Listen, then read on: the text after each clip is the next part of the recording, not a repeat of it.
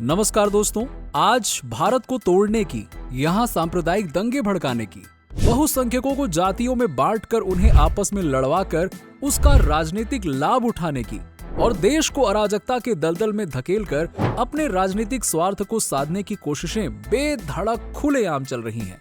इस खेल में न केवल आंतरिक लोग बल्कि विपक्षी पार्टियां भी शामिल हैं। साथ ही विश्व के सो कॉल्ड बॉस बने बैठे लोग, विस्तारवादी सोच के लोग और डीप स्टेट के लोग, ये सारे लोग अपनी सारी शक्तियां लगाकर इस काम को करने में लगे हुए हैं। चलिए तो आज हम इस विषय से जुड़ी सारी कड़ियों को एक एक करके जोड़कर इस षड्यंत्र को जूम आउट करके देखने और इसे समझने का प्रयास करते हैं। ये वीडियो बहुत ही इंटरेस्टिंग और इन्फॉर्मेटिव होने वाली है। आपके दिमाग से सारे कंफ्यूजन्स दूर होने वाले हैं, तो इसे पूरा जरूर देखिएगा। सबसे पहले ये जानते हैं कि आखिरकार ये लोग भारत के विरुद्ध ऐसा षड्यंत्र कर क्यों रहे हैं। पहला कारण है पिछले एक दशक से कांग्रेस का सत्ता से दूर रहना। देखिए, पिछले एक दशक से भी ज्यादा समय से सत्ता से दूर रहने के बाद एक समय भारत की सबसे बड़ी पार्टी, अरे नहीं, देश की एकमात्र पार्टी कहलाने वाली पार्टी को सत्ता में वापस लाने की इच्छा प्रबल हो उठी है। उन्हें लगता है कि इस देश पर राज करना तो उनका खानदानी अधिकार है। अब लगता है ये पार्टी किसी भी सूरत में जल्द से जल्द भारत की राजनीति का सूत्र अपने हाथ में लेना चाहती है, क्योंकि इसे 10 साल तक सत्ता से दूर रहना बड़ा अंतराल लगने लगा है। इसके लिए कांग्रेस पार्टी ने सारे हथकंडे अपना के देख लिए हैं, पर मोदी जी की दिन प्रतिदिन बढ़ती पॉपुलैरिटी और वास्तव में चरितार्थ हो रही सबका साथ सबका विकास के मंत्र के सामने इनका कुछ नहीं चल पा रहा है। अब इसी हताशा में वो मोदी और बीजेपी का विरोध करते करते अब देश और देश के बहुसंख्यकों का विरोध करने पे उतर आई है। खैर, आगे वीडियो में हम इस पर तथ्यात्मक रूप से यानी कि लॉजिकल वे में चर्चा करेंगे। अब देखिए, दूसरा कारण है क्षेत्रीय दलों को अपनी पकड़ खोने का डर सताना।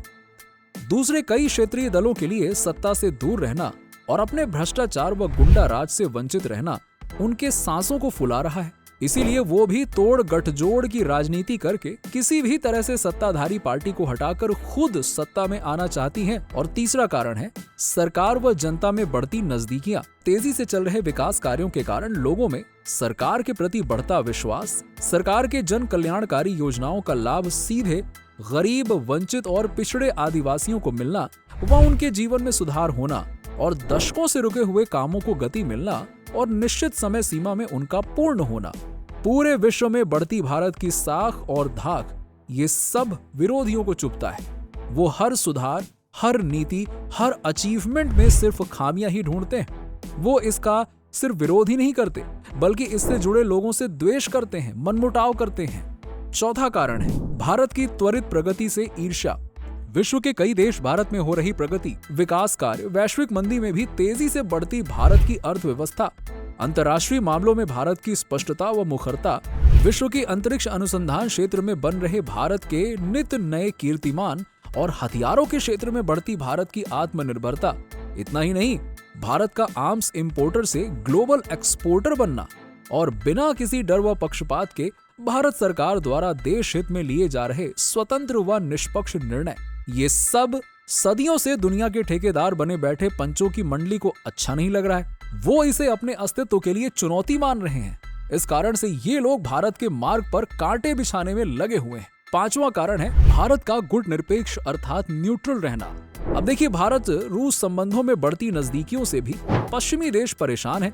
जहां वर्ल्ड के सारे सो कॉल्ड विकसित देश रूस यूक्रेन युद्ध के चलते रूस की कमर तोड़ना चाहते हैं और यूक्रेन के साथ हैं, वहीं भारत ने कुछ नहीं कहा है कि हम यूक्रेन के साथ हैं या रूस के साथ हैं। भारत जैसे कुछ देशों का रूस के साथ व्यापार संबंध रखना और दोनों गुटों में बैलेंस बनाकर रखना, किसी को नुकसान न पहुंचाते हुए अपने राष्ट्रीय हितों की रक्षा करना, उन्हें उनके वैश्विक प्रभावों को बढ़ाने के प्रयासों में बाधा लग रही है। नंबर 6, ग्लोबल साउथ में बढ़ रहा भारत का प्रभाव। ग्लोबल साउथ में बढ़ रहा भारत का प्रभाव भारत की सर्वे जना सुखिनो भवंतु की नीति, विकास की दौड़ में पिछड़े हुए देशों को साथ लिए विश्व की प्रगति में उनकी भागीदारी के लिए आवाज उठाना, इसे G20 के दौरान अफ्रीकन यूनियन को इस संगठन में शामिल करने में किए गए प्रयासों में हम सब ने देखा है। इसी के साथ ही ब्रिक्स संगठन में हमारा महत्वपूर्ण भूमिका निभाना और टेक्नोलॉजी के क्षेत्र में अग्र श्रेणी के देशों के समकक्ष पहुंचना, भारत का विश्व के कई देशों से रुपयों में हो रहे पेमेंट यानी कि लेन देन, ये सब कुछ पिछले 4 से 5 दशकों से दुनिया के ठेकेदार बने बैठे देशों के लिए बड़ा ही कष्टकारी हो रहा है, असहनीय हो रहा है ये सब कुछ। नंबर 7, कई क्षेत्रों में भारत की पहल और रिकॉर्ड तोड़ प्रगति। इसके अलावा भारत के यूपीआई पेमेंट सिस्टम को विश्व के कई देशों से अपने देश में स्वीकृति देना और इस टेक्नोलॉजी को भारत से मांग कर अपने देश में उपयोग में लाना पिछले 10 वर्षों में 13 करोड़ से भी अधिक लोगों को गरीबी रेखा से ऊपर उठाना, जन धन योजना के माध्यम से 53 करोड़ से भी अधिक लोगों को बैंकिंग व्यवस्था से जोड़ना और डायरेक्ट बेनिफिट ट्रांसफर के माध्यम से सरकारी योजनाओं का लाभ अंतिम व्यक्ति तक पहुंचाने की प्रामाणिकता से प्रयत्न करना, पूरे भारत में विश्व स्तरीय इंफ्रास्ट्रक्चर को एक एक करके रिकॉर्ड समय में पूरे करते चले जाना और कश्मीर को भारत का अविभाज्य अंग बनाकर उसे प्रगति से जोड़ना, ये सब कार्य 145 करोड़ वाले भारत से जनसंख्या में 1/4 से भी कम जनसंख्या वाले देशों के लिए चमत्कार से कम नहीं है, क्योंकि उन्होंने हमेशा से भारत को तीसरी श्रेणी में ही रखा है। तो कई देशों को भारत की ये बदलती तस्वीरें चुभ रही हैं। ऐसी कई अन्य बातें हैं जो देश और विदेश के भारत विरोधियों को नागवार गुजर रही हैं, पर वो एक एक करके अकेले तो लड़ नहीं सकते, क्योंकि ऐसी स्थिति में उनकी हार निश्चित है। इसीलिए वो एक षड्यंत्र के तहत इकोसिस्टम बनाकर मोदी जी को और भारत को घेरने के लिए चक्रव्यूह रच रहे हैं। चलिए, इस विषय से जुड़े बाकी महत्वपूर्ण बिंदुओं पर हम अगले वीडियो में चर्चा करेंगे। तो अगला हमारा विश्लेषण और भी ज्यादा रोचक होगा, तो उसे मिस ना करें। दोस्तों, आपके सपोर्ट व प्रोत्साहन के लिए हृदय से धन्यवाद। जय हिंद, जय भारत। नमस्कार दोस्तों, इससे पहले वाली वीडियो में हमने देखा कि देश के भीतर और बाहर के लोग क्यों भारत के विरुद्ध षड्यंत्र कर रहे हैं। अब इस एपिसोड में हम एक एक करके सारी कड़ियों को, घटनाओं को जोड़ते चलेंगे, तो आपको पता चलेगा कि ये षड्यंत्र कितना बड़ा व भयावह है। यहाँ पर पहली कड़ी है राहुल गांधी की विदेश यात्राएं और भारत के खिलाफ बयान देना। देखिए, 2023 के सितंबर में श्रीमान राहुल गांधी जब अमेरिका गए थे, तो उन्होंने भारत को लेकर और यहाँ की सरकार को लेकर क्या क्या झूठ फैलाने की कोशिश की, आप सब ने देखा था। वो कह रहे थे कि भारत में लोकतंत्र खतरे में है, संवैधानिक संस्थाओं पर और उनके कामकाज में इंटरवेंशन किया जा रहा है और वहां की सरकार को, यानी कि अमेरिकन सरकार को भारत सरकार के मामलों में हस्तक्षेप करना चाहिए, वगैरह वगैरह वगैरह। अब यहाँ पर इससे प्रश्न ये उठता है कि क्या कांग्रेस मोदी का विरोध करते करते देश का भी विरोध करने लगी है? हाल ही में सिख समुदाय को लेकर सारी दुनिया के सामने कैसे झूठे नैरेटिव को गढ़ने की कोशिश की गई और आप सबने देखा था। ये श्रीमान राहुल गांधी ने कहा कि भारत में सिखों को अपनी पगड़ी पहनने की, कड़ा पहनने की और गुरुद्वारा जाने तक की आजादी नहीं है। अरे भाई, क्या ये सिखों के जज्बातों को भड़काने और विदेशी धरती से भारत के बारे में सरासर झूठ बोलने का मामला नहीं बनता क्या? इसका अर्थ खालिस्तानी मांग को इनका इनडायरेक्ट समर्थन है, ऐसा संदेश नहीं जाता क्या? आप खुद सोचिए, क्योंकि राहुल जी के इस बयान के अगले ही दिन खालिस्तान की मांग करने वाले सिख फॉर जस्टिस नाम के संगठन की ओर से इसी बयान का समर्थन किया गया था। इतना ही नहीं, राहुल जी जब विदेश जाते हैं तो अपनी सिक्योरिटी को साथ लेकर जाते ही नहीं हैं, ताकि किसी को पता ना चल सके कि वो कहाँ जाते हैं, किन लोगों से मिलते हैं, क्या बातचीत करते हैं, कुछ पता नहीं चलता है। अब देखिए, बात करते हैं जून 2023 की। राहुल सुनीता विश्वनाथ से मिले। जॉर्ज सोरोस के करीबी सहयोगी मानी जाती हैं और अफगान महिलाओं के लिए एक एनजीओ को भी चलाती हैं। अब जॉर्ज सोरोस कौन है? तो आपको बताते चलें कि हंगरी में जन्मा ये व्यक्ति आज अमेरिका का एक अरबपति है, जो कथित तौर पर भारत विरोधी गतिविधियों में शामिल है और उसने मोदी सरकार को गिराने और भारत को अस्थिर करने की खुलेआम धमकी दी है और इस काम के लिए उसने $1 बिलियन खर्च करने का ऐलान किया हुआ है। इतना ही नहीं, राहुल अपने भारत जोड़ो यात्रा के दौरान इसी सोरोस के एनजीओ यानी कि ओपन सोसाइटी फाउंडेशन के वाइस प्रेसिडेंट सलिल शेट्टी से मिले थे। तो इस बात को लेकर मीडिया पर भी कई सारे सवाल उठाए थे लोगों ने। अब सितंबर 2024 में उनके अमेरिका विजिट के समय वो पाकिस्तानी समर्थक US law maker Ilhan Omar से जा मिले, जो कि पीओके को लेकर भारत विरोध में बयान देती हैं। इसके अलावा उन्होंने डोनाल्ड लू से भी मुलाकात की थी, जिनका नाम बांग्लादेश में शेख हसीना और पाकिस्तान में इमरान खान का तख्ता पलट करने में आया था। अब यहाँ पे दूसरी कड़ी है इकोसिस्टम बनाकर काम करना। आपने पिछले 10 सालों से देखा होगा कि भारत के भीतर के कुछ लोग और भारत के बाहर के लोग कैसे इकोसिस्टम की तरह काम करते हैं। अब मैं समझाता हूं इसे। देखिए, इसे आपने जम्मू कश्मीर से धारा 370 हटाने पर, सीएए कानून लाने पर, जेएनयू कांड पर और किसान आंदोलन और दिल्ली के दंगों जैसे कई महत्वपूर्ण संदर्भों में देखा होगा कि कैसे देश के भीतर के कुछ विपक्षी पार्टियां, कुछ पत्रकार और मीडिया के लोग इस पर हल्ला मचा रहे थे। और ठीक उसी समय बाहरी देशों के सेलिब्रिटीज जैसे कि so called social media activist Greta Thunberg, singer Rihanna, George Soros जैसे लोगों ने इसे एक बड़ा मुद्दा बनाकर भारत को घेरने की कोशिश की थी। और आज के समय में देश हो या विदेश, कोई भी बड़े विरोध प्रदर्शन ऐसे ही नहीं चलते हैं। इनके पीछे कई हिडन हैंड और माइंड्स होते हैं और इन सब का अपना अपना स्वार्थ होता है। अब ये एक ओपन सीक्रेट है। इन सब के लिए विदेश से बहुत सारा पैसा आता है, एनजीओ के माध्यम से या फिर कई अन्य उद्यमों के माध्यमों से।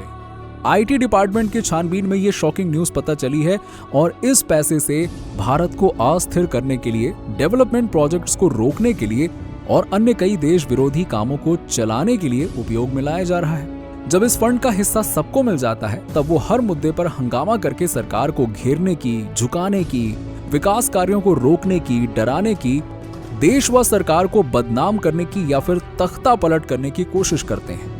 इसी मॉडस ऑपरेंडी से वो दुनिया में काम करते हैं और देश की सरकारों को अस्थिर कराते हैं, अराजकता फैलाते हैं और उसी देश के लोगों को अपने देश और सरकार के विरुद्ध खड़ा कर देते हैं। वो लोगों को सही गलत के बारे में सोचने का मौका ही नहीं देते हैं। बस पैसों के दम पर लोगों को खरीदते हैं और अपना एजेंडा बेचते हैं। इस इकोसिस्टम में स्वार्थ हित साधने वाले देश के राजनेता, पत्रकार, मीडिया के लोग, law experts, social activist, NGOs, artist, celebrities और इसके अलावा कई अलग अलग क्षेत्र के लोग शामिल होते हैं। इस इकोसिस्टम को आप इको सिस्टम भी कह सकते हैं, जहां एक किसी ने कोई मुद्दा उठाया, तुरंत उसे अलग अलग क्षेत्र के लोग अपने अपने तरीके से उछालकर उसे बड़ा बनाने की कोशिश करते हैं। जैसे इको इफेक्ट्स होता है ना, बिल्कुल वैसे ही। और किसी के सोचने समझने से पहले ही वो चीज आग की तरह फैल चुकी होती है। सोचिए कि अगर इस सिस्टम का कोई व्यक्ति पकड़ा भी गया तो उसके बचाव पक्ष में आवाज उठाने के लिए भी इसी तरह इकोसिस्टम के कई लोग खड़े हो जाते हैं। देश के कई बड़े बड़े वकील भी इनकी पैरवी करने को तैयार रहते हैं और इस तरह ये लोग इकोसिस्टम बनाकर सरकार को, नेताओं को एक तरह से बौद्धिक तौर पर बंधक बना देते हैं ताकि वो स्वतंत्र रूप से देश के हित में कोई निर्णय ना ले सके जो इनके इच्छा के विरुद्ध हो। तीसरी कड़ी है यहाँ पर 2024 के चुनाव और झूठे नैरेटिव्स। आप सबने देखा कि 2024 के आम चुनावों को प्रभावित करने के लिए कैसे कैसे झूठे नैरेटिव गढ़े गए, जैसे कि मोदी सरकार फिर से सत्ता में आएगी तो संविधान को रद्द कर देगी, आरक्षण हटा देगी, फिर कभी इस देश में चुनाव नहीं होने देगी, वगैरह वगैरह वगैरह बहुत सारी बातें कही गई। और हम सब जानते हैं कि ऐसा कुछ नहीं होने वाला है, मगर थोड़ी देर के लिए ऐसा माहौल खड़ा करके लोगों के मन में भय और लालच उत्पन्न करके वोट ले लिए इन लोगों ने। बस उनका पैंतरा तो चल गया ना, उनका काम हो गया और इसके बाद कौन इनसे ये सब पूछेगा। वो सब जानते हैं कि ऐसी चुनावी बातों और वादों का कोई सर पैर नहीं होता है। ऐसे झूठे नैरेटिव्स को बार बार मीडिया में, पब्लिक स्पीचेस में उछाला जाता है ताकि सामने वाला इस बात को झूठा साबित करने में और अपनी छवि बचाने में ही व्यस्त रह जाए और मासूम मतदाता इसे कुछ देर के लिए सच समझने लगे। ये बातें तब सत्यापित हो गईं जब इन्हीं नैरेटिव्स को संविधान बदलेंगे, आगे से इलेक्शन नहीं होने देंगे, डिक्टेटर बन जाएंगे जैसे झूठे नैरेटिव्स को अमेरिकन राष्ट्रपति के इलेक्शन में रिपब्लिकन पार्टी के राष्ट्रपति कैंडिडेट डोनाल्ड ट्रम्प के खिलाफ भी इस्तेमाल किया गया। बस अब आप समझ सकते हैं कि इस विषैली गंगा का स्रोत तो एक ही है और वो है डीप स्टेट और उससे जुड़े देशी नेता।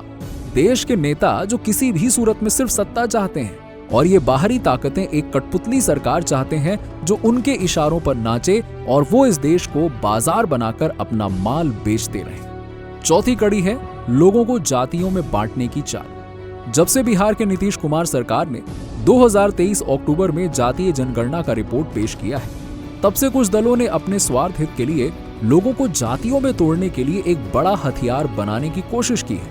खास करके श्रीमान राहुल गांधी जी, जो आजकल जहां भी जाते हैं, भाषण देते हैं तो कहते हैं जातीय जनगणना करने की बहुत आवश्यकता है। अगर मोदी सरकार ये जातीय जनगणना नहीं कराती है तो जब हम सत्ता में आएंगे तब हम इसे कराने का वादा करते हैं। कांग्रेस कहती है कि जिसकी जितनी संख्या भारी उसकी उतनी हिस्सेदारी। इसका अर्थ ये हुआ कि जिस राज्य में जिस किसी जाति के लोग प्रतिशत के हिसाब से ज्यादा रहेंगे उन्हें रिजर्वेशन में, सरकारी नौकरी में, संसाधनों के बंटवारे में उतना हिस्सा मिलेगा। अब इसे सुनकर लोग ये कह रहे हैं कि ये तो सीधे सीधे देश को जातियों में बांटने और लड़वाने की साजिश है। सीधी सी बात है ना। और इस हथकंडे से विपक्ष बहुसंख्यकों के एक मुश्त वोट जो किसी एक दो पार्टियों को जाते हैं उन्हें तोड़कर उनमें से कुछ जातियों को कुछ राजनीतिक लाभ हुआ फ्रीबीज देने का लालच देकर उनके वोटों के सहारे फिर से सत्ता में आने के सपने को लेकर ये लोग काम कर रहे हैं। इस विषय पर आसाम के मुख्यमंत्री हेमंत बिश्व शर्मा जी कहते हैं कि जातीय जनगणना करवानी है तो सभी समुदाय की जातियों और उपजातियों की जनगणना होनी चाहिए, खासकर अल्पसंख्यक समुदाय की, क्योंकि तभी उस समाज के पिछड़ों को, वंचितों को न्याय मिलेगा। तब कहीं जाकर ये सही जातीय जनगणना कहलाएगी। लेकिन इससे विपक्ष को अपना एजेंडा पूरा होता हुआ दिखाई नहीं देगा, तो वो लोग क्यों इसके बारे में बात करेंगे।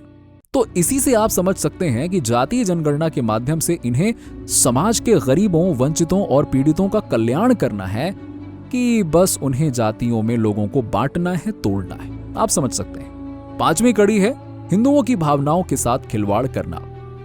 कुछ राजनीतिक दलों द्वारा बार बार हिंदुओं पर टिप्पणी करना, उनके भावनाओं को आहत करना, ये भी देश ने देखा है। राहुल गांधी जी संसद से कहते हैं कि हिंदू हिंसक होते हैं। क्या भाई, कहां पे हिंसक हैं जरा बताइए हमें आप। बाकी विपक्ष और खुद कांग्रेस के अन्य नेता इस पर मौन धारण करके इस स्टेटमेंट का समर्थन करते हैं। आरएसएस को हर बात में बेवजह घसीटना और फिर वहीं पीएफआई जैसे संदिग्ध संगठनों की गतिविधियों पर और उनके नेताओं के बयानों पर चुप्पी साध लेना, ये सब कुछ वोट बैंक की राजनीति को लेकर इस देश में ओपोजिशन द्वारा बेझिझक चलाया जाता है। सिखों को लेकर राहुल गांधी ने अमेरिका में जो कहा वो तो सरासर झूठा था, और ऐसे स्टेटमेंट्स का सहारा लेकर ही देश विरोधी ताकतें और विदेशी सरकार भारत को घेरने का प्रयास करते हैं। अगेन, ऐसे में इकोसिस्टम यहां पे एक्टिव हो जाता है। जो यहां के विपक्षी नेता कहते हैं उसी को बेस बनाकर भारत के बाहर की ताकतें, मीडिया, डीप स्टेट से जुड़े लोग भारत के खिलाफ एजेंडा चलाते हैं। और दूसरी ओर जिन बातों को विदेशी ताकतें उछालती हैं उनको लेकर हमारी विपक्षी पार्टियां हो हल्ला मचाती हैं। पांचवी कड़ी है देश के संस्थानों के कर्मचारियों के बीच फूट डालने की कोशिश करना या उनमें दुश्मनी के भाव को जन्म देना।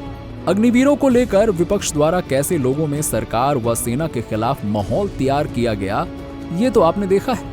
राहुल गांधी जी ने बकायदा शहीद अग्निवीर अजय कुमार के घर वालों का वीडियो बनाकर कहा कि उन्हें सरकार से, आर्मी से कोई सहायता नहीं मिली। लेकिन बाद में इन्वेस्टिगेशन करने पर पता चला कि अजय कुमार के परिवार को लगभग 1 करोड़ रुपए की सहायता राशि मिली।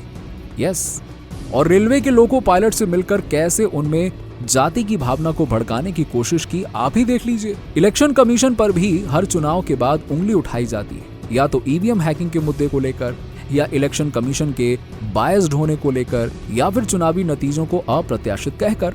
सीबीआई और ईडी के स्वतंत्रता और निष्पक्ष कार्यवाही को संदेह की दृष्टि से देखना और उन्हें सरकार के एजेंसीज कहकर उनके गरिमा को ठेस पहुंचाते हैं। इसी तरह अपने पक्ष में फैसले न आने पर जुडिशरी पर भी लांछन लगाकर उसकी निष्पक्षता पर सवाल उठाते हैं। अब पिछले दिनों की बात है कि नीट एग्जाम के समय पर हुए पेपर लीक को लेकर जब विद्यार्थी अपनी लड़ाई लड़ रहे थे तब उन्हें भी भड़काने की कोशिश की गई। 7वीं कड़ी है जाति देखकर मुद्दे उठाना।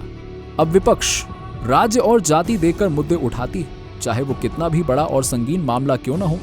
हाल ही में बंगाल में हुए महिला डॉक्टर कांड को लेकर उसके विरोध में पूरे विपक्ष ने खुलकर कुछ नहीं कहा, क्योंकि एक तो वो इंडी अलायंस के घटक टीएमसी द्वारा शासित राज्य था, और इसके अलावा उस पीड़ित डॉक्टर की जाति उनके वोट बैंक से मेल नहीं खाती थी ना, इसीलिए वो उसके एजेंडे को सूट नहीं करता था।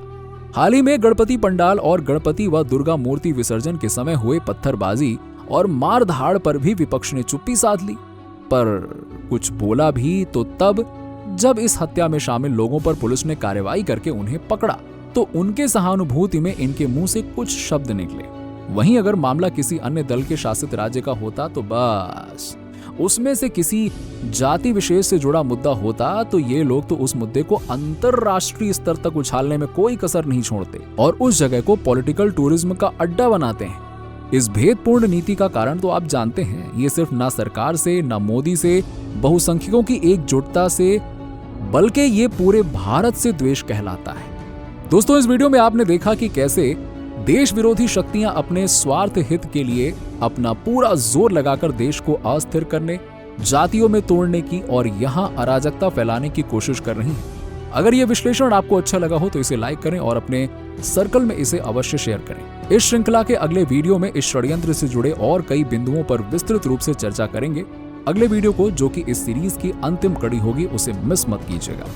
आपके सपोर्ट और एनकरेजमेंट के लिए धन्यवाद। जय हिंद, जय भारत। नमस्कार दोस्तों, इससे पहले वाली वीडियो में हमने देखा कि कैसे भारत विरोधी ताकतें कैसे भारत को अस्थिर करने की कोशिश कर रहे हैं। इस वीडियो में हम इस षड्यंत्र से जुड़े कुछ और बिंदुओं पर तथ्यात्मक विश्लेषण करने की कोशिश करेंगे। अगर आपने इस सीरीज से जुड़ी पहली 2 वीडियोस को नहीं देखा है तो उन्हें जरूर देखें। उनके लिंक्स हमने इस वीडियो के डिस्क्रिप्शन में दे दिए हैं। चलिए आगे बढ़ते हैं। 8वीं कड़ी है संसद सत्र को नहीं चलने देना। इस 18वीं लोकसभा के पहले 2 सत्रों में विपक्ष द्वारा, खास करके कांग्रेस द्वारा, कैसे हंगामा किया गया है पूरे देश ने देखा है। राष्ट्रपति जी के अभिभाषण पर प्रधानमंत्री जी से दिए गए पूरे भाषण के दौरान कांग्रेस ने कैसे हंगामा किया और सदन के वेल में उतरकर जोर शोर से नारेबाजी की, ये सब कुछ तो आपने देखा है। इसी तरह बजट सेशन भी सही ढंग से नहीं चल पाया। इससे पहले 17वीं लोकसभा के दौरान लोकसभा अधिवेशनों को हंगामों की भेंट चढ़ा दी जाती रही है और जब सरकार द्वारा किसी भी मुद्दे पर चर्चा करने के लिए तैयार होने की बात कही गई, तब भी हर सत्र में बार बार किसी न किसी तरह के अड़ंगे डालने का प्रयास किया गया। सत्र को सुचारू रूप से चलने नहीं दिया गया। सदन से वॉकआउट करके पार्लियामेंट के कॉरिडोर में जाकर नारेबाजी करके हंगामा किया जाता रहा। और आप सब जानते हैं, जो लोग संविधान की दुहाई दिए फिरते हैं वही संसद की मर्यादा और यहाँ के नियमों को तार-तार करते हुए दिखाई देते हैं। इस कारण से देश के कई महत्वपूर्ण मुद्दों पर, बिल्स पर चर्चा ही नहीं हो सकी। या तो नए बिल्स का पुरजोर विरोध किया जाता रहा या फिर बिना चर्चा के ही पास किया गया। दोनों ही स्थिति में ये देश के लिए नुकसानदेह है। 9वीं कड़ी है देश में हो रही देश विरोधी घटनाएं। आए दिन दोस्तों देश में आपने देखा होगा कि देश को तोड़ने की और यहाँ के समुदायों के बीच सौहार्दपूर्ण वातावरण को बिगाड़ने के प्रयास हो रहे हैं। देश के बहुसंख्यक हिंदुओं के त्योहार पर उठ रही आपत्तियां, उनके शोभा यात्राओं पर हो रहे पथराव, दंगे, आगजनी और फिर इसके आड़ में होने वाली राजनीति, सब कुछ एक वेल प्लान्ड स्क्रिप्ट की तरह लगता है। क्योंकि ये देश के किसी कोने में कहीं गलती से 1 या 2 बार होता तो लगता कि हाँ भाई चलो ये गलती से हुआ है, कह के हम मान भी लेते। मगर जब एक ही तरह का पैटर्न बार बार देश के कई प्रदेशों में देखने को मिलता है, बार बार मिलता है, तो लगता है कि ये सामान्य नहीं बल्कि ऑर्केस्ट्रेटेड है, यानी कि करवाया गया है। कोई न कोई देश विरोधी ताकतें इनके पीछे काम कर रही हैं और लोगों में उन्माद और आपसी द्वेष को पैदा कर रही हैं। खैर, सरकार और प्रशासन को वक्त रहते इन हरकतों की सुध लेनी चाहिए और उस प्रदेश के सभी समुदायों के लीडरों से बातचीत करनी चाहिए और अगर तब भी ना समझें तो उचित कार्रवाई भी करनी चाहिए। इसी के साथ ही आजकल अलग अलग जगहों में रेलवे ट्रैक्स पर बिछाए जा रहे गैस सिलेंडर, कंक्रीट ब्लॉक्स और अन्य कई तरह के डिवाइडर्स भी देश विरोधी ताकतों की साजिशें लग रही हैं, जिन्हें देश की तरक्की और शांति से कोई प्रॉब्लम तो है, इसलिए देश के विकास को पटरी से उतारने की भरसक कोशिश कर रहे हैं वो। अब हर दिन फ्लाइट्स को और अन्य सार्वजनिक स्थलों को बॉम्ब से उड़ाने की धमकी दी जा रही है। बॉम्ब्स के कॉल्स ने एडमिनिस्ट्रेशन की नींद उड़ा दी है। अब एजेंसीज को जल्द से जल्द इन हरकतों के पीछे के लोगों को पकड़कर उन्हें कानूनन सख्त सजा देनी चाहिए, ताकि आगे से कोई भी ऐसा समाज विरोधी काम करने से इनकार करे और इनके पीछे काम कर रहे देश विदेश के नेटवर्क्स को सामने लाना चाहिए। वरना अंतर्राष्ट्रीय स्तर पर देश की छवि एक अराजक देश के तौर पर बनती चली जाएगी, जो कि बड़ा नुकसानदेह होगा। इसी के साथ ही वक्फ के आड़ में कैसे देश की संपत्ति को हड़पा जा रहा है, लोगों को बिना बताए उनकी दशकों की संपत्ति से उन्हें बेदखल किया जा रहा है, इसे सब कुछ जानने का और इस अन्याय के खिलाफ आवाज उठाने की जरूरत है। 10वीं कड़ी है यूएस ऑफिशियल का भारतीय नेताओं से भेंट करना। जेनिफर लार्सन अमेरिकी वाणिज्य दूत हैं, जो कि हैदराबाद में अमेरिकी मिशन के प्रभारी हैं। इन्होंने हाल ही में एनडीए के घटक दल टीडीपी के मुखिया और आंध्र प्रदेश के मुख्यमंत्री चंद्रबाबू नायडू और जनसेना पार्टी के मुखिया और आंध्र प्रदेश के उप मुख्यमंत्री पवन कल्याण और एआईएमआईएम के पार्टी के लीडर अजदुद्दीन ओवैसी से अलग अलग मुलाकात की। इन मीटिंग्स के होने की जानकारी मीडिया में उपलब्ध है। इसी तरह से भारत में यूएस के एम्बेसडर एरिक गैर सेट्टी ने कांग्रेस अध्यक्ष मल्लिकार्जुन खड़गे से और यूएस के कुछ अन्य डिप्लोमेट्स ने जम्मू कश्मीर में नेशनल कॉन्फ्रेंस पार्टी के नेता ओमार अब्दुल्लाह से मुलाकात की। वो किस लिए इन नेताओं से मुलाकात कर रहे हैं और उनके साथ क्या बातचीत हुई, इसका कोई ब्यौरा नहीं मिला है। और ऐसे अमेरिकी अधिकारियों द्वारा एक एक करके भारत के ओपोजिशन पार्टीज के लीडरों से और एनडीए के घटक दलों के लीडरों से मीटिंग करना भारत सरकार के लिए चिंता का विषय बन गया है। बांग्लादेश की पूर्व प्रधानमंत्री शेख हसीना ने भी मीडिया में कहा था कि उनके तख्ता पलट के पीछे और बांग्लादेशी आवाम को भड़काकर देश में अराजकता फैलाने के पीछे भी इन्हीं लोगों का हाथ था। यूएस स्टेट सेक्रेटरी डोनाल्ड लू को बांग्लादेश के तख्ता पलट के लिए जिम्मेदार माना जाता है। कहते हैं कि भारत में भी वक्फ बिल को लेकर मोदी सरकार के खिलाफ नॉन कॉन्फिडेंस मोशन लाने की पूरी कोशिश की गई थी, मगर किन्हीं कारणों की वजह से ये लोग इसमें सफल नहीं हो पाए। और इसका अर्थ ये नहीं है कि वो आगे फिर से ऐसी हरकतें नहीं करेंगे। नहीं नहीं नहीं नहीं, भारत सरकार को इन चालों से सावधान रहना होगा। राहुल गांधी का चीन प्रेम किसी से छिपा नहीं है। उन्होंने चाइना के अलग अलग ऑफिसर से, एम्बेसडर से, राजदूत से भेंट की है। उनके कैलाश मानसरोवर यात्रा के समय भी उनके और 2 चाइनीज ऑफिसर्स के बीच बातचीत होने की बात उन्होंने एक्सेप्ट की है। इतना ही नहीं, 2008 में उनके और चाइनीज ऑफिसर्स के बीच कुछ समझौता करते हुए कुछ तस्वीरें मीडिया में भी सामने आई थी। लेकिन इन मुलाकातों को लेकर किए गए किसी भी प्रश्न का उन्होंने अब तक खुलकर उत्तर नहीं दिया है।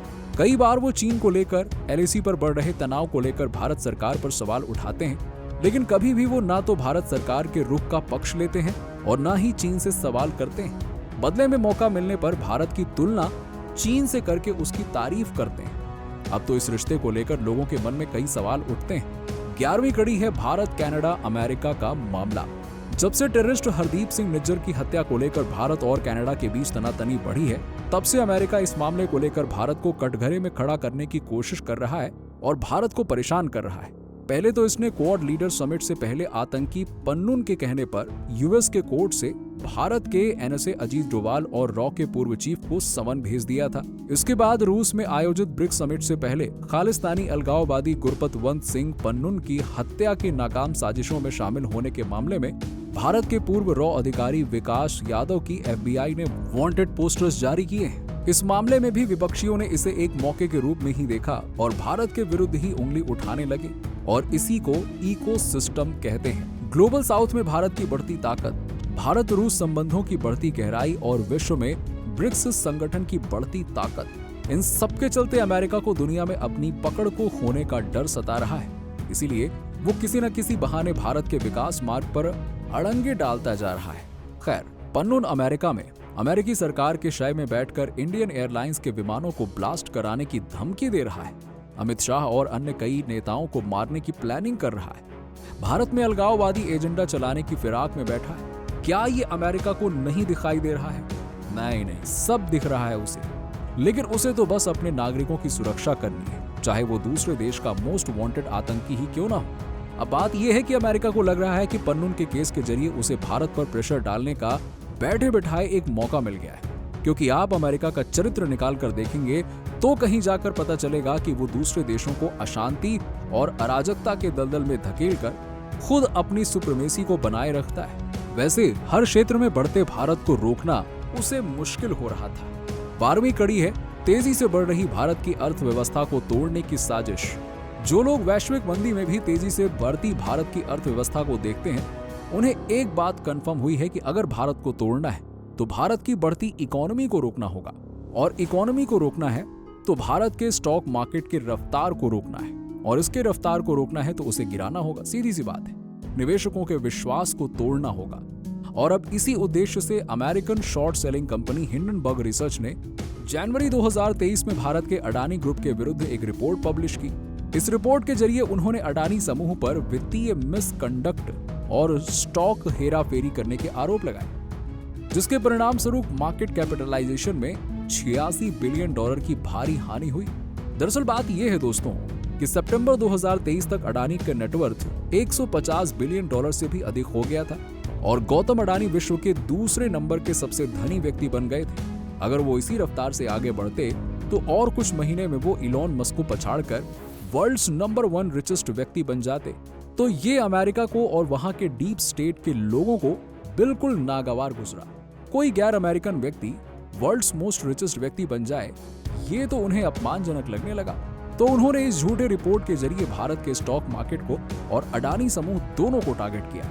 ये झूठा आरोप इसलिए है क्योंकि भारत के सुप्रीम कोर्ट के निर्देशों तले सेबी ने अडानी ग्रुप पर लगाए गए सारे आरोपों की जांच की 24 में से 23 आरोपों में अडानी ग्रुप को निर्दोष पाया गया। बाकी एक की रिपोर्ट भी जल्द ही बाहर आने वाली है और इस तरह उन्होंने इस रिपोर्ट को शॉर्ट सेलिंग करके पैसे कमाने का जरिया बना लिया। इसी तरह फिर से अगस्त 2024 में हिंडनबर्ग रिसर्च ने एक और झूठी रिपोर्ट जारी की, लेकिन इस बार मार्केट ने इनके इस चाल को समझ लिया तो लोगों ने इस रिपोर्ट को कोई खास इंपॉर्टेंस ही नहीं दी। इस बार श्रीमान राहुल गांधी भी एक वीडियो बनाकर भारत के इन्वेस्टर्स को चेताने की कोशिश करते दिखे। इस वीडियो में वो कह रहे हैं कि अब इस हिंडनबर्ग रिपोर्ट के बाद मार्केट क्रैश कर जाएगी तो लोगों को अपने स्टॉक्स को सेल करके अपने पैसे ले लेने चाहिए। अब आप समझ सकते हैं कि इनके चेताने का क्या उद्देश्य और मतलब था। इस तरह भारत को आर्थिक मोर्चों पर कमजोर करने की कोशिश की जा रही है और अब जो मार्केट लगातार गिर रहा है उसका मूल कारण फॉरेन इंस्टीट्यूशन इन्वेस्टर्स यानी कि FIIs का भारत के मार्केट से अपने स्टॉक्स को सेल करके चाइनीज मार्केट में निवेश करना है। अब वो ऐसा क्यों कर रहे हैं ये तो समय के साथ पता चलेगा। 13वीं कड़ी है भारत विरोधी चीन के हथकंडे। वैसे भारत और चीन के बीच 21 अक्टूबर 2024 को एक समझौता हुआ और ये ऐतिहासिक और भारत के कूटनीति की जीत मानी जा रही है। लेकिन सब जानते हैं कि चीन की कथनी और करनी में कितना अंतर होता है। वैसे चीन भारत को अस्थिर करने के लिए सक्रिय रूप से काम कर रहा है, जिसमें कश्मीर और नॉर्थ ईस्ट जैसे क्षेत्रों में अलगाववादी आंदोलनों को समर्थन देने के साथ उन्हें भड़काना भी शामिल है।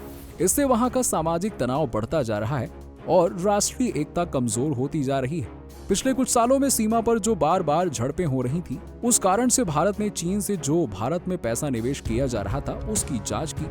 साथ ही चीन की जिन ऐप्स से देश की सुरक्षा संबंधी डेटा और लोगों के पर्सनल डेटा चुराने का खतरा महसूस हुआ, उन सभी चीनी ऐप्स पर प्रतिबंध लगा दिए गए। इन कारणों से चीन भारतीय व्यवसायों के खिलाफ जवाबी कार्रवाई करने में लगा हुआ है ताकि भारत में आर्थिक अस्थिरता उत्पन्न हो सके। अब भारत के स्टॉक मार्केट में लगातार गिरावट देखी जा रही है। इसके पीछे भी चीन की साजिश होने का संशय बताया जा रहा है। इसके अलावा चीनी सैन्य सहयोग और बॉर्डर पर इंफ्रास्ट्रक्चर डेवलपमेंट प्रोजेक्ट्स के माध्यम से भारत को रणनीतिक रूप से घेरने के लिए भारत के पड़ोसियों, विशेष रूप से पाकिस्तान के साथ संबंधों को मजबूत कर रहा है। बेल्ट एंड रोड इनिशिएटिव यानी कि BRI के जरिए POK से होते हुए जो रोड वो बना रहा है और मुख्य रूप से LAC पर मिलिट्री इंफ्रास्ट्रक्चर का निर्माण करके सीमा का सैन्यीकरण कर रहा था, वो भारत को घेरने के प्लान से ही कर रहा था। इसके साथ नेपाल के प्रधानमंत्री KP शर्मा ओली के सरकार को उकसाकर नेपाल और भारत के संबंधों में दरार पैदा कर रहा है। श्रीलंका के हम्बनटोटा बंदरगाह से भारत पर जासूसी करने का भी कई बार प्रयास कर रहा है और अब बांग्लादेश के जरिए भी भारत में तनाव बढ़ाने की साजिश कर रहा है। इतना ही नहीं, उस पर आरोप है कि वो भारत के मीडिया हाउसेस और NGOs के जरिए फंडिंग करके अपने मंसूबों को पूरा करने के लिए काम करवाता है। 2023 में ऐसे ही एक मामले में न्यूज क्लिक मीडिया का नाम सामने आया था और रिपोर्ट का दावा है कि न्यूज क्लिक में $4.56 मिलियन से भी अधिक की राशि जमा की गई थी, जिसका एक बड़ा हिस्सा चीन में अज्ञात स्रोतों से आया हुआ था। इतना ही नहीं, उस पर आरोप लगा है कि भारत, जो कि मैन्युफैक्चरिंग हब बनने का सपना लिए पुरुषार्थ कर रहा है, चीन इसमें भी अड़ंगा डालने की कोशिश कर रहा है, क्योंकि वेस्ट की कई सारी बड़ी बड़ी कंपनियां जैसे कि सैमसंग, गूगल, एप्पल, ये सब चीन छोड़कर भारत की ओर रुख कर रही हैं। मगर यही तो चीन को सहन नहीं हो रहा है। इन सभी टैक्टिक्स का उद्देश्य भारत के आंतरिक विभाजन को बढ़ावा देना और भारत की क्षेत्रीय और वैश्विक स्थिति को कमजोर करना है। फिलहाल कुछ दिन ब्रिक्स सम्मेलन से पहले चीन ने भारत के साथ समझौता कर लिया, जिसके अनुसार दोनों देश अपने सैन्य को मई 2020 से पहले वाली स्थिति में मेंटेन करेंगे। हाँ, अब यहाँ पे एग्रीमेंट तो हुआ है, मगर इतिहास बताता है कि इतनी आसानी से चीन पर भरोसा नहीं किया जा सकता है। 14वीं कड़ी है यूरोप के देशों की खुरापातें। अब यूरोप भारत पर दबदबा बनाने के लिए कई तरह के हथकंडे अपनाता रहा है, जिसमें यूक्रेन में रूस की कार्रवाइयों जैसे मुद्दे पर पश्चिमी देशों की सुर में सुर मिलाने के लिए अलग अलग तरीके से भारत पर कूटनीतिक दबाव डालने की कोशिश कर रहा है। लेकिन इसी यूरोप ने आतंकवाद पर भारत द्वारा उठाए गए कई सवालों पर दशकों से चुप्पी साधे हुए हैं। इसीलिए भारत के विदेश मंत्री S जयशंकर का कहना है कि कहीं न कहीं यूरोप को इस मानसिकता से बाहर निकलना होगा कि यूरोप की समस्याएं दुनिया की समस्याएं, लेकिन दुनिया की समस्याएं यूरोप की समस्याएं नहीं हैं। इसके अतिरिक्त यूरोप भारत को फ्री ट्रेड एग्रीमेंट यानी कि FTA पर बातचीत करके अपनी अर्थव्यवस्था को और भी खोलने के लिए एनकरेज कर रहा है, ताकि इसके जरिए अपने देश की मंदी को दूर करना उसका प्लान है और साथ ही चीन की दबंगई को कम कराने के लिए वो भारत का उपयोग करना चाहता है।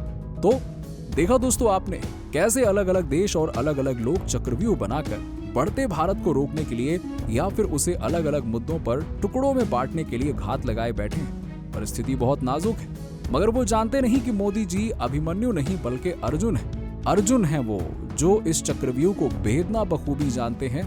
बस उन्हें देश की जनता का आशीर्वाद चाहिए। चलिए दोस्तों, इस विस्तृत और महत्वपूर्ण विश्लेषण को पूरा सुनने के लिए आपका धन्यवाद। अगर ये विश्लेषण अच्छी लगी हो तो इन वीडियोस को अपने सर्कल में जरूर शेयर कीजिएगा। इस वीडियो को लाइक करें, कमेंट करके बताएं कि अगला वीडियो आप किस विषय पर देखना चाहते हैं। जय हिंद, जय भारत।